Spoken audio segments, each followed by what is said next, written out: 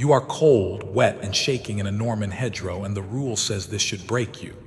The rule is older than this war. Grind men long enough, bleed them hard enough, keep them awake, hungry, and afraid. Eventually, morale collapses. Armies disintegrate not because they are annihilated, but because they lose the will to continue. Axis command believes this rule with religious certainty.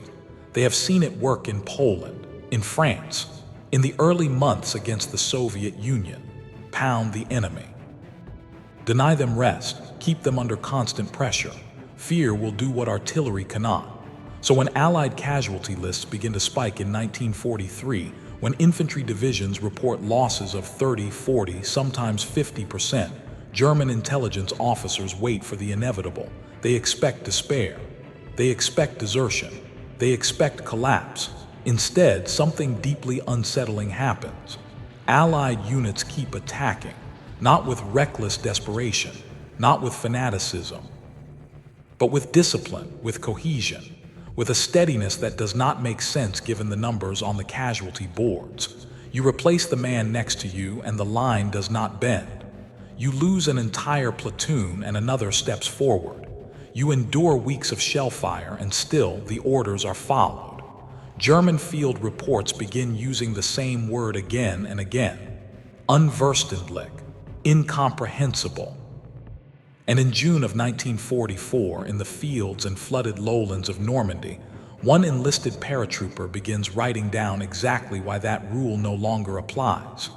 You are David Kenyon Webster, 24 years old, college educated, a former English major who volunteered for the paratroopers not because you love war, but because you hate hypocrisy. You do not romanticize combat. You do not soften the truth. You write what you see, what you feel, and what it costs. You are part of Easy Company, 506th Parachute Infantry Regiment, an outfit already infamous for its training, its standards, and its casualty rates. By the time you jump into Normandy on June 6, 1944, you understand the odds with brutal clarity. Paratroopers are expendable by design. You drop behind enemy lines, scattered, isolated, and you fight until the main force reaches you, or until you are gone. You land wrong. Your gear is heavy. German flak lights the sky. Men disappear in midair. Some never make it to the ground alive. And yet when morning comes, the unit forms, not perfectly, not intact, but it forms. That matters, because this war is no longer about individual battles. It is about endurance, about whether an army can absorb punishment without losing its soul. The Germans know how to destroy equipment. They know how to kill men. What they do not understand is how the Allies refuse to stay broken. You begin to notice it in small things. Mail arrives at the front with astonishing regularity. Letters from home, creased, mud-stained, read and reread until the paper nearly dissolves, connect you to a world beyond the hedgerows. Rotation policies pull men out of the line before they collapse, not when they are dead, before. Hot meals appear when logic says they should not. Coffee, cigarettes, dry socks, and perhaps most dangerously, the army lets you complain. You write about officers. You criticize decisions. You question orders in private. You are not shot for it. You are not silenced. This is not weakness. It is pressure relief. And as the summer grinds on, as casualties mount and replacements flow in, you realize something unsettling. The system is designed not just to win battles. It is designed to preserve morale under conditions that should destroy it. By September 1944, as you prepare for another jump, this time into the Netherlands, you sense that the real test is coming. Because the enemy is about to try something desperate, and they are counting on you finally breaking. The sky over Holland is full of aircraft, thousands of them. On September 17, 1944, Operation Market Garden begins with the largest airborne assault in history. More than 34,000 paratroopers and glider troops drop behind enemy lines in a single day. You are one of them. You jump into daylight. You land under fire. You assemble under the crack of rifles and the bark of machine guns, and then you move, because that is what the training demands and because stopping invites death. The first days are almost easy. Then the weather turns. Then the Germans regroup. Then the shelling starts. Artillery comes in at night. You hear the whistle, you count the seconds. You feel the concussion in your chest before you hear the explosion. Men disappear in pieces. And still the line holds. But something is happening beneath the surface.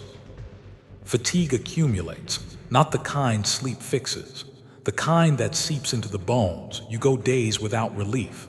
Then weeks. By November, after you are wounded and sent rearward, you see the system from the other side. You are not punished for being wounded.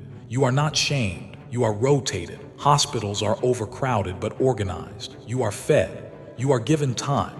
And then critically, you are sent back. Not thrown back. Sent back deliberately with others who have recovered.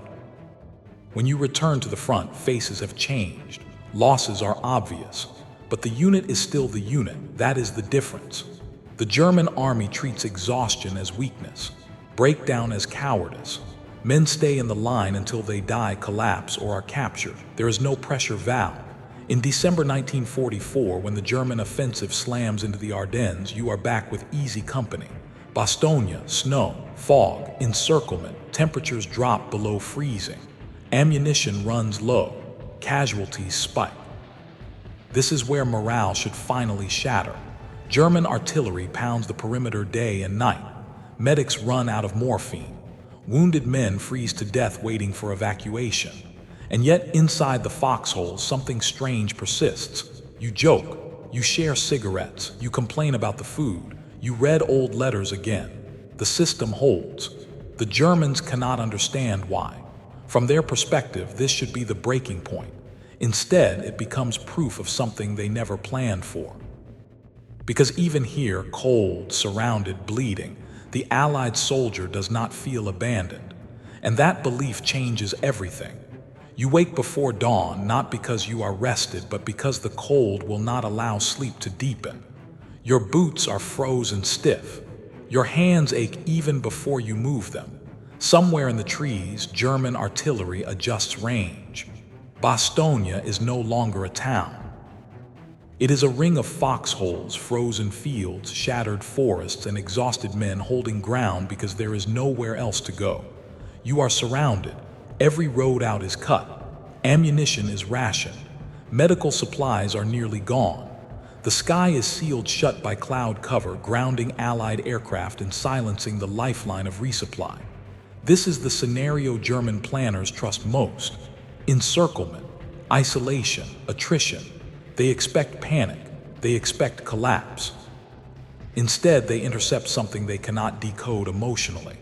American units rotate positions even while surrounded. Men are pulled off the line for hours at a time, not days.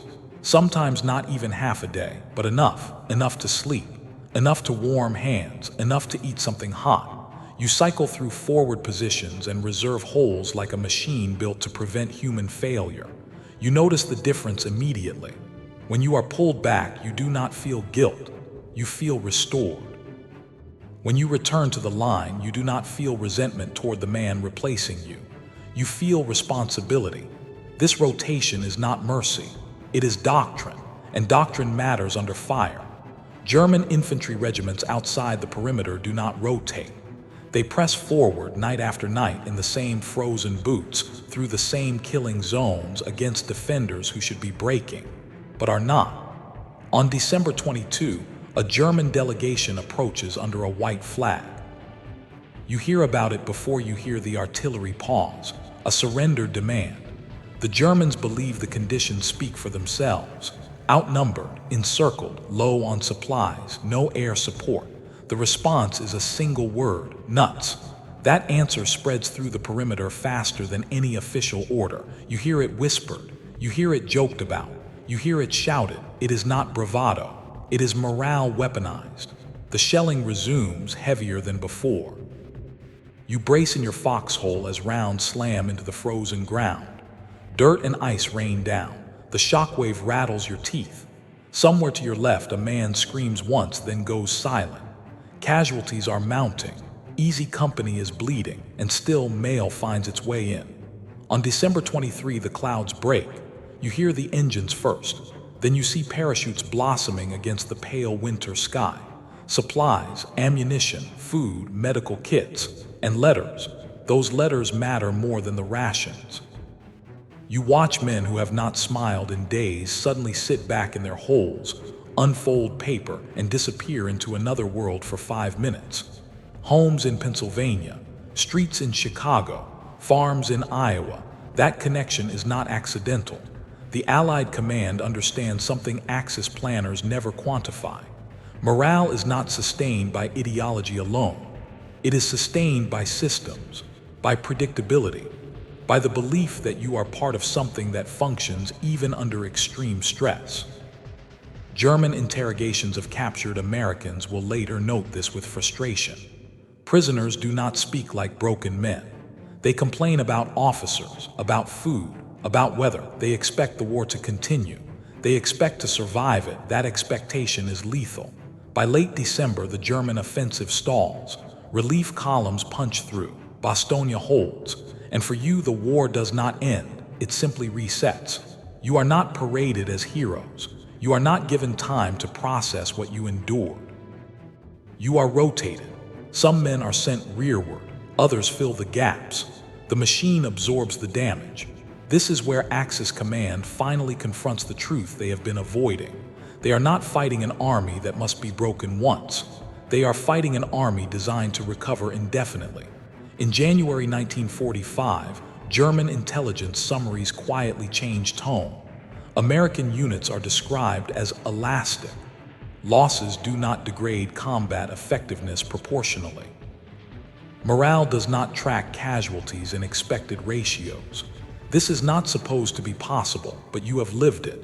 You have seen men come apart and then be put back together by rest, food, mail, and relief. You have seen units shattered on paper still function in reality. The impossible action is not a single charge or heroic stand. It is continuity under slaughter, and the Germans have no answer for it.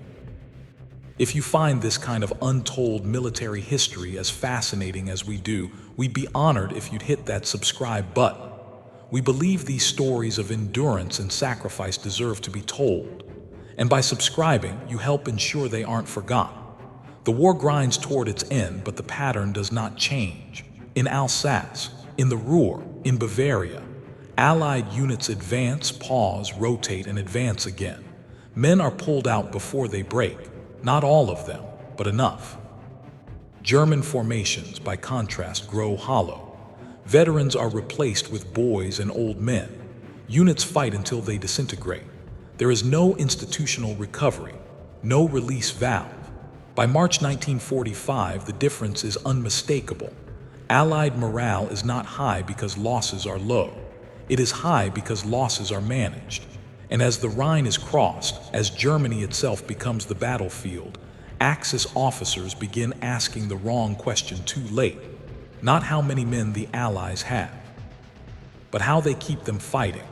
You move east as winter loosens its grip and the war becomes faster, louder, more mechanical. The ground firms, the roads open, armor rolls again, but the system does not change. You notice it in the pacing of the advance. Units push hard, then stop, not because they are beaten, but because they are being preserved.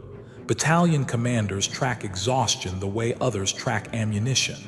Company rosters are updated daily, not just for losses, but for strain. Men who have been in the line too long are flagged, not shamed, flagged. You see it happen to friends. A quiet word from an officer, a nod, a truck ride rearward, a hot meal, a shower, then replacements arrive. Some are green, some are scared, but they arrive into units that still know who they are. That identity matters more than experience. German units you encounter are different now. They are thinner, louder, more brittle. Prisoners surrender faster. Others fight with reckless desperation that feels less like resolve and more like exhaustion given a weapon. You hear their officers shouting constantly. Threats, punishments, discipline enforced by fear. It does not restore morale, it consumes it. Axis command papers, intercepted and analyzed, begin to circle the same conclusion without fully admitting it. American morale is not situational, it is systemic. They note that Allied soldiers expect rotation, expect mail, Expect medical care. Expect survival even when wounded. That expectation alters behavior under fire. Men take calculated risks instead of fatalistic ones. They advance because they believe the institution will carry them forward if they fall. German soldiers, by contrast, increasingly believe the opposite. That belief is corrosive. In late March 1945, you cross into Germany. The towns are smaller. The resistance is sporadic, but the fighting is still lethal. A machine gun opens up from a farmhouse window. The sound is sharper now, echoing off stone instead of hedgerows. You hit the dirt, you wait, you move. The rhythm is familiar. What is not familiar is how calm you feel about surviving it. Not confident, calm. That calm comes from repetition backed by recovery. You have been exhausted before and relieved. You have been wounded and treated. You have been scared and supported. That knowledge sits beneath every movement. German intelligence officers notice another detail they cannot reconcile. Allied soldiers complain openly. They gripe about food, about officers, about orders, and yet they obey them. This is deeply confusing to an authoritarian system that equates dissent with disloyalty. In reality, complaint is another release valve. You write about it later with brutal clarity. The American army does not demand emotional silence. It demands performance. As April approaches, resistance collapses unevenly. Some German units fight to the end, others dissolve overnight. The difference often comes down to leadership, but more often to exhaustion without relief. You pass through towns where white flags hang from windows. Civilians stare with hollow eyes. The war feels over, but it is not yet finished. You lose more men in the final weeks than seems fair. Deaths that feel pointless because the end is visible. And still, replacements come. Still, rotations happen. Still, mail moves. On paper, this makes no sense. On the ground, it is everything. German command, now fractured and desperate, no longer asks how to break Allied morale. They ask how it was built in the first place. And there is no answer they can use, because the answer is not a speech. It is not ideology. It is logistics applied to the human mind. On May 7, 1945, the war in Europe ends. You are alive, not untouched, but intact. And you understand something with terrifying clarity.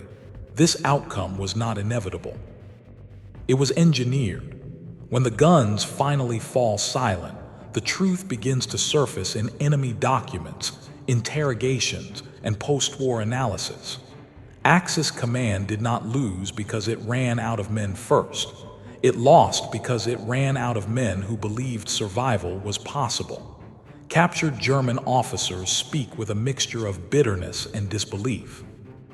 They describe American units that should have been combat ineffective by every traditional metric, units that had taken catastrophic losses and yet continued to function. They describe soldiers who expected to be wounded and live, who expected to be relieved, who expected the war to end. That expectation shaped behavior on the battlefield. Where German doctrine treated exhaustion as moral failure, Allied doctrine treated it as a logistical problem to be solved. Rotation schedules, rest policies, and casualty evacuation systems did more than preserve manpower. They preserved identity. A unit that knows it will not be abandoned fights differently than one that believes it is disposable. What Axis planners never understood, until it was too late, was that Allied morale was not dependent on optimism. It was dependent on trust.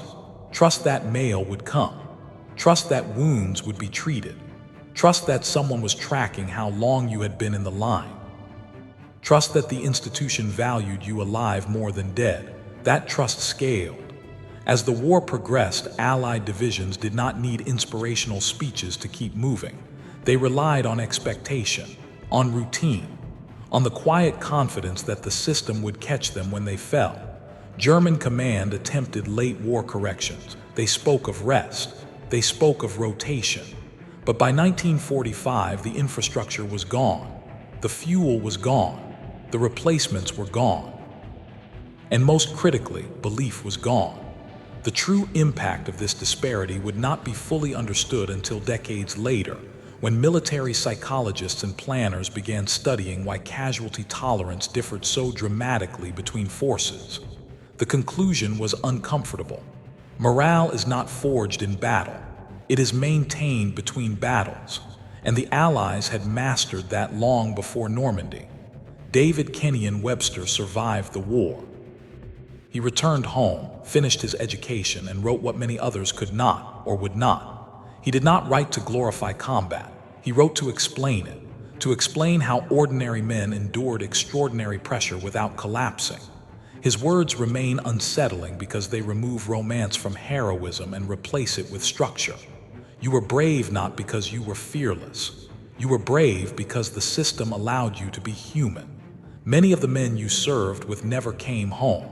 Some were 19, some 20, some barely old enough to vote. They died believing they mattered. That belief did not come from slogans. It came from hot meals in cold places, from mail delivered under fire, from rotations that arrived just in time. To this day, modern militaries still study these lessons. They still wrestle with the same question Axis Command asked too late. How do you keep morale from breaking under relentless loss? The answer has not changed. You do not demand endurance, you build it. If this story moved you, please hit that like button. Every click tells the algorithm this piece of history is worth remembering. We're dedicated to rescuing these forgotten stories from the archives.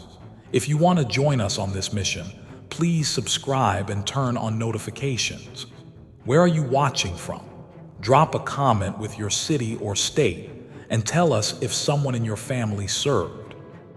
Thank you for ensuring that David Kenyon Webster and the thousands of Allied soldiers who endured without breaking do not disappear into silence.